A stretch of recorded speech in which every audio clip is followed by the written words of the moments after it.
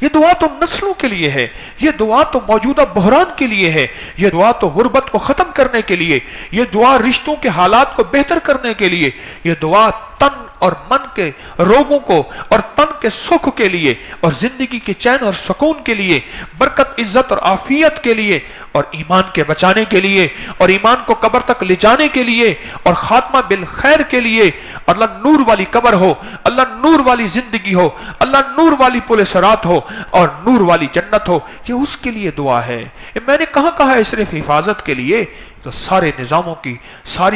کی حفاظت کے لیے، برکتوں عافیت کے لیے، عطا اور خیر کے لیے ہے،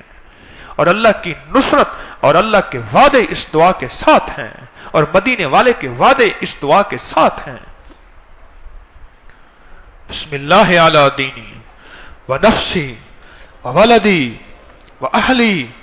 ومالی۔ سوچے تو صحیح، جو یہ دعا پڑھتا ہے اس کی زندگی کے 5 چیپٹر، یہ 5 نظام کیسے بہترین ایک گلدستہ بن جاتا ہے، اور جس میں رب کائنات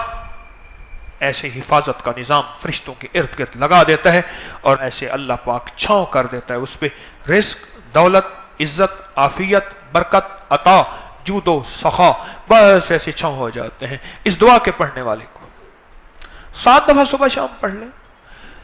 زیادہ مسائل ہیں تو دن رات پڑھیں، وقت بے وقت پڑھیں، پل بے پل پڑھیں، چاہت سے پڑھیں، ڈوب کے پڑھیں، درد سے پڑھیں، کیف سے پڑھیں، کیفیات سے پڑھیں، اندر کے وجدان سے پڑھیں، وجہ سے پڑھیں، ڈوب کے پڑھیں۔ مدینے والے کے ہر بول میں نور ہے۔ ارے یہ پڑھتے پڑھتے کچھ بھی نہ ملا، سن لو میری بات، یہ پڑھتے پڑھتے کچھ بھی نہ ملا،